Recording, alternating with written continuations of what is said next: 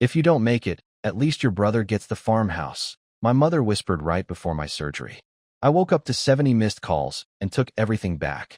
They never expected I'd survive with the deed, the scar, and a plan they never saw coming. As the anesthesia began clouding my vision before they wheeled me into the operating room, my mother, Diane, leaned over and took my hand with theatrical concern. In that syrupy sweet voice she reserved for charity galas and condolence calls, she murmured, "If you don't pull through, at least Michael gets the farmhouse." Her breath carried the faint scent of peppermint tea and betrayal. I didn't argue or even make eye contact. Like any dutiful daughter, I simply nodded, but not for the reason Diane believed. I woke up 2 days later in a hospital room that smelled of antiseptic and disappointment. A steady ache pressed against my chest like a reminder that I had survived. "You did remarkably well," the nurse told me. "The doctors were impressed with your recovery." Before we continue with today's story, if you're enjoying what you've heard so far, please hit that subscribe button. Every new subscriber helps me keep sharing these inspiring tales that touch your day. Thank you for your support. Meanwhile, my brother Michael hadn't bothered to visit, and Diane had already left for her afternoon book club. As I stared at the ceiling tiles patterned like dull snowflakes, I wasn't contemplating mortality or second chances.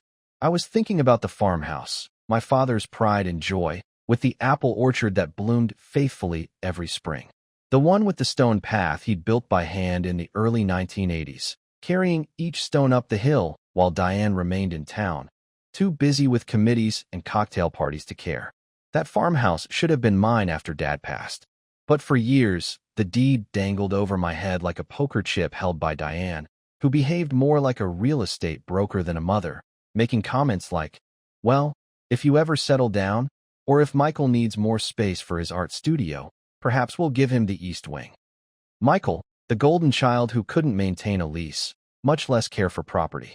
What they didn't know was that I had already changed the will. I called Thomas, my friend and lawyer since college, weeks before the procedure when my cardiologist started discussing percentages and complications. On a rainy Wednesday, we sat in his office as I signed each document with steady hands. I left the farmhouse to someone neither of them would have expected, certainly not Michael or Diane. They thought I wouldn't be strong enough to fight. They thought they would ultimately win if I had the procedure. Diane, with her smug smile. Michael, dreaming about his windfall. They thought the story would end with my death. But I had been orchestrating this chapter for years. I pressed the nurse call button not because I needed anything, but because I wanted someone to confirm I was still alive, still breathing, still in control. When she entered with gentle hands and a kind smile, I asked if she could pass me my phone from the windowsill where it sat in a small plastic container, its screen flashing desperately every few seconds. There were voicemails, dozens of voicemails. The first 10 were from Diane, brisk and emotionless, asking when I'd be discharged so she could arrange her schedule. The next several came from Michael, all sugar and syrup, asking how I was feeling, if I needed anything, if he could take care of some paperwork while I recovered. Translation: let me rummage through your filing cabinet and check your documents. But voicemail number 23 was the one that made me pause. I had to play it twice to be sure. In that message, his voice had lost its sweetness. It cracked. Just a tiny fracture in the middle. Not much. "You're making a mistake," he said. "It was supposed to be mine." Mine. That word hit me like a second surgical incision. The son who never called, never helped with Dad's hospice care, who only visited the farmhouse for holiday photo ops, was the rightful heir, as if there was some divine inheritance plan written in the stars. I closed my eyes and let the message repeat, allowing his desperation to wrap around me like a protective blanket. This had never been about love. It had never been about family. This was about power, about control. For years, I'd been told I was too independent, too difficult, too stubborn. But now I had the deed. I had the papers, the attorney, and a long scar down my chest proving I'd survived them all. And survival gives you something special. Time for justice. I just needed to wait. I first realized my mother viewed us differently when I was 8 years old.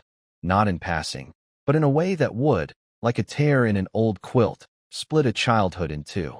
On an August afternoon, Michael sat on the porch swing with his feet tucked under him, enjoying a bowl of strawberry ice cream. I was in the yard mowing the lawn, sweat trickling down my neck, the mower vibrating through my thin arms. Through the open window, I saw Diane watching. "Your brother's sensitive," she said. "He's not built for that kind of work. You are. You're the tough one." When I asked later why Michael never had to help, "You're the capable one," became the theme of my childhood, as if handling responsibility was some twisted form of punishment. I was the one with the toolbox when the roof leaked. I was the one who learned how to change feeding tubes and sat through chemotherapy when Dad got sick. At the funeral, Diane clung to Michael as if he were the widower while I managed arrangements. Michael drifted in and out with sympathy cards and empty phrases. Lying in that hospital bed with fresh staples in my chest, I listened to message after message until they blurred together. Michael's fake concern, Diane's cold efficiency, and their patience were gradually eroding. Michael began to unravel around message 20. The pauses grew longer, his words tighter. Truthfully, I savored every moment of his cracking. By message 34, he was in full panic. "This isn't fair," he snapped. "You don't even live there. You're barely part of the family anymore. You've been gone for years, and now you just take it?" It still hurt to breathe deeply, but I wanted to laugh. I hadn't taken anything. I had simply protected what was rightfully mine. I hadn't done it alone, either. Thomas was the kind of friend who could explain legal terminology without sounding condescending and who remembered birthdays without social media reminders. We'd met during college orientation and stayed close through heartbreaks, career changes, and everything in between. He didn't flinch when I called about the will. "Let's make it ironclad," he simply said. He created 2 separate trusts, one securing the property in my name, another directing income from the guest cottage to a charitable foundation I'd established years ago. Then he wrapped everything in a domestic LLC for extra security. Thomas confidently tapped the folder with his pen and said, "It's like having 3 properties in one. Maybe even 4. No, definitely 3. It was bulletproof." To undo Thomas's work, Michael and Diane would need an army of lawyers, extraordinary luck, and possibly divine intervention. And they weren't exactly known for strategic thinking or patience. Diane wasn't an attorney. She was a social tactician. And Michael had the focus of a butterfly in a flower garden. Instead of confronting me directly, they tried to manipulate their way in, feigning remorse in hopes I'd buckle under the pressure of their constant messages. But they didn't realize how well I knew their playbook. I'd studied their moves for years, like a game of emotional chess. When Diane started using phrases like, "We need to talk," I knew she was losing control. And when Michael began switching from sweet to bitter within the same message, I could tell he was running out of ways to pretend he wasn't entitled. On a Thursday morning, Thomas sent the certified letters. They were hand-delivered in thick envelopes requiring signature confirmation. One went to Michael's expensive studio, where he kept plants alive just long enough for social media photos, and another to Diane's downtown condo. The letters were straightforward. Official notification that the farmhouse had been legally transferred and the trust had voided any claims against it. Permanent, clean, final. That night, the messages began to slow. Fewer words, more silence. Michael's voice, once so confident and upbeat, started to unravel like a thread pulled too tight. Message 41 was from Diane. She spoke more softly than usual, less polished, as if she hadn't rehearsed beforehand. "We should talk," she said. "Michael isn't doing well. This house means something special to him. Don't punish him for what I said." As if she finally realized that her whisper before my surgery might have been more than unfortunate timing. It was the first time she'd acknowledged it. Her words, as if perhaps she knew she'd underestimated the wrong daughter. But it was too late. The week before my surgery, when I could still walk without assistance and breathe without tasting metal, I drove to Thomas's office with a manila folder on the passenger seat and a composure inappropriate for someone facing surgery. When the warm afternoon sun streamed through the windshield, I wasn't afraid for the first time in months. Not of dying, not of what came after. What terrified me more was the thought of waking up with tubes in my body to discover nothing had changed. The same cold mother, the same sugar-coated brother, the same silence where love should have been. When I slid the folder across Thomas's desk, he barely raised an eyebrow. When I said, "I want to update the will," he looked as if he'd been waiting for the punchline. "And I want them both out of it," I continued, watching realization settle in his eyes like dust on an untouched shelf. The folder contained everything he needed: trust documents, property deeds, even a copy of the original title with my father's handwritten signature at the bottom. I'd kept that paper close like a secret weapon, waiting for the right moment to use it. That day had come. I left the farmhouse not to Diane or Michael, but to Martha, my quiet neighbor who wore orthopedic shoes, talked to her vegetable garden, and had more dignity in her pinky finger than my entire family tree combined. Martha had been there when no one else was. She'd kept the garden alive with her own hands, collected my mail during recovery, and once found me collapsed on the kitchen floor. She stayed with me until the ambulance arrived and never mentioned the tears I shed that night. Dad had known her before Diane ever bothered. They talked over the fence about soil types and weather patterns while Diane rolled her eyes, calling her the kind of person who collects stray cats and garden gnomes. Unlike my family, Martha never asked for anything. This made me trust her with everything. Blood isn't always family, I told Thomas as he slipped the updated will into a padded envelope. Sometimes family just bleeds you dry. He stayed quiet. Within an hour, he nodded and had it notarized. I didn't plan to tell Diane or Michael. Not yet. Let them believe they were still entitled to whatever scraps of love or legacy they thought my father had left behind. I wanted them to be comfortable. I wanted them to be surprised, because there's something satisfying about being 5 steps ahead when you've spent your life as an afterthought. Of course, when people start hunting for inheritance, secrets don't stay buried long. Emotional sabotage had always been Diane's specialty. Michael, meanwhile, wielded sympathy like a weapon, as if it were a degree. By midweek, the messages had soured. Then came the public campaign. Michael posted a photo of our farmhouse on social media, the one with Dad's handmade wind chimes still hanging from the porch, and the old maple tree leaning sideways in the front yard. The caption read, "I've only ever known one home, and my sister is taking it away. Please pray for healing in our family." Naturally, I was tagged. 10 mutual friends were tagged. The comments flooded in faster than I could read them. Everyone loves a heartbreaking story with a decorative font. Stay strong, Michael. You're so brave. Family comes first. I hope you can talk to her. She'll change her mind if you show her love, sweetie. I didn't respond. Didn't remove my tag. Didn't even open my messages. I knew what waited there. Pages of paragraphs from people who hadn't called in years, suddenly acting concerned about my decision, as if I were too cold to care, and pain and guilt were a package deal. But I was worried. Not about them. Martha called that evening on her landline. She still has one. Yes, she said quietly, in the same level voice she used when the neighbor's dog was hit by a delivery truck. Someone is on my porch. She's not crying. She's shouting. I didn't need to ask who. Even from across the street, I could hear her through the receiver, her voice trembling between despair and rage. She's shouting your name, Martha said.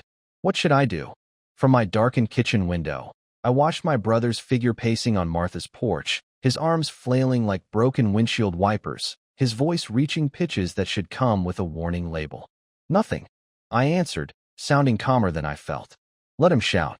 2 days after the porch incident, Martha hand-delivered the mail, wearing the same stern expression she used when arguing with repair technicians or defending the proper way to grow blueberries. A thick white envelope bore my name in her elegant handwriting. Sarah, not Sar. Not honey. Not dear. Just Sarah. That alone told me this wasn't drama or gossip. This was something weightier. The mail contained 2 pages folded precisely into thirds, and a photograph fell face down on the counter. I read the letter first. Martha's handwritten words seemed to seep through the lines as if they'd been contained inside her too long. She wrote that she'd known for years something wasn't right, but didn't want to interfere. 6 years ago, Diane had called asking if I thought I was unstable. Martha said, "No, of course not." Diane hung up without saying goodbye, muttering something about me being ungrateful. But what made me sit down at the kitchen table, my heart thumping in that steady, dangerous rhythm I'd grown too familiar with, was that Martha had seen Michael transferring money from Diane's account. Small amounts at first, $50 here, $100 there, then larger sums. Enough to notice, enough to hurt. Martha didn't pry. She simply observed. She occasionally helped Diane with online banking when her arthritis flared up. Martha was present the day Diane noticed a withdrawal labeled as medical expenses and confronted Michael about money for a new truck. Diane knew, according to Martha. Well, Michael needs it more than Sarah does, she'd said after glancing at the transaction history. Then she poured another glass of wine and changed the subject to whether the neighborhood should adopt a new security code. Sarah has always been self-sufficient. I turned the photograph over and studied it for a long time. Michael stood in front of a dealership, maybe 5 years earlier, holding keys in one hand with a smile that didn't reach his eyes. Beside him, Diane held a check. The dealership name was visible in the background. The date scribbled on the back was familiar, the same week Michael told me he'd independently saved for his first vehicle. I should have been shocked, perhaps devastated. Mostly, I felt exhausted, as if someone had finally drained the pool after I'd been swimming through molasses for years. I listened to the voicemails again until I reached number 66. It was only 12 seconds long. "Please, sir," Michael pleaded in a hoarse, desperate voice. "I didn't know you were serious. Just talk to me, please." After a pause, I hit reply. I invited them both to the farmhouse for coffee. I'll give them credit for boldness. They arrived on time, dressed as if they'd just left a church service. Hairstyled, jewelry in place. Diane's familiar perfume filled the hallway like a ghost from my childhood. Michael looked tired, but his shoes still clicked too loudly on the hardwood. Diane even brought foil-wrapped lemon squares, as if this were a reconciliation potluck. I poured them coffee without asking how they were doing, and we sat in the sunroom my father had built with his own hands before his arthritis took over. No one spoke for a full minute. Then Diane opened the floodgates. "I think emotions got the best of all of us," she began in a composed, rehearsed voice. "Perhaps it's time to discuss a different arrangement, one that's equitable, fair." As if I'd taken something that was rightfully theirs. Michael stared into his cup as if it were a crystal ball. His eyes glistened as he whispered, "Dad would have wanted me to have it. It should have been mine. Dad told me that once when I was 15. I didn't argue, didn't raise my voice. I simply reached into the folder resting on the cushion beside me and took out the photograph and the copy of the bank ledger Thomas had printed for me that morning. I placed them gently on the table. Looking into each of their eyes, I said, "Funny, since Dad stated otherwise." In writing, healing is often described as an uphill journey, one steady foot in front of the other, and once you reach the summit, you feel whole again. In reality, some days it feels more like sitting at the bottom of an empty pool, running your fingers across cracked tiles, and wondering if you ever imagined the water. Truthfully, I never expected to feel satisfied about excluding them. I didn't anticipate feeling triumphant. But I also didn't expect to feel this weighty peace, as if my bones had finally stopped vibrating from trying so hard to win approval from people who would never applaud me. After that coffee meeting, the calls continued until the court letter arrived at the end of the week. Michael's voicemail started in the same over-perfumed manner, sounding like he was performing sadness on a stage where only I could applaud. "You're being dramatic," he said at one point. "You're making this harder than it needs to be." But it changed quickly. After message 32 came shouting, cursing. He forced his brittle voice into my ear, raging about injustice, betrayal, and what our father would have wanted, as if he'd ever cashed a check Dad would have approved of. By message 70, Michael's voice had turned desperate. "Mom isn't doing well," he mumbled. I briefly paused the recording, feeling something unidentifiable in my chest. But it passed, like a pain you ignore until it becomes part of your body's background hum. Ironically, Diane ended up in the hospital after what they described as a minor stroke. Ironic because she'd wielded words as weapons most of her life and now couldn't form half of them. Thomas handled the questions, the cease and desist threats, the passive-aggressive letters. Michael made outrageous claims of elder abuse through a new lawyer who clearly didn't know what he'd gotten himself into. Meanwhile, Martha moved into the downstairs guest room without discussing rent or time frame. She simply appeared one morning carrying her old kettle and a bag of supplies, as if she'd always belonged there. I hadn't asked, but she began by clearing the neglected garden beds. With a grace that tightened my chest, I watched from the window as she cut back the dead growth to their roots and tossed them into a wheelbarrow. When I was strong enough, I finally joined her, and together we replaced the withering flowers with lavender. Lavender is hardier. It protects itself. Several days a week, Jason, the teenage neighbor who skateboarded up and down the street like it was a runway, started showing up. I hadn't asked him either. He knocked once and held up a pair of gloves that were clearly not his. "Martha said you're replanting stuff," he said. "You need help. Hands in the soil, trying not to think too much, just doing something that felt real." He reminded me of myself as a child. I drafted a reply to Michael once. Late one night around 3 a.m., I typed it in my notes app, suddenly feeling like the silence might swallow me whole. I didn't sugarcoat anything. I told him everything I knew, what I'd always known about Martha, about the truck. I told him I was simply tired, not angry anymore. With my thumb hovering over send, I stared at the message for a long time before deleting it. The next morning came message number 104. His voice was barely a whisper now. "Please," he said. "Just one conversation. I miss my sister." I didn't even finish playing it. When I hit delete, I just watched the tiny blue dot disappear. Later that day, I watched Jason water the fresh row of sunflowers we'd planted between the tomatoes and herbs. The porch I'd once scrubbed for a mother who never said thank you glowed golden as the sun hit the side of the house perfectly. And I realized something I'd been reluctant to admit. I didn't regret keeping the farmhouse. I didn't regret the silence, the will, or the trust. I regretted not claiming it as mine sooner.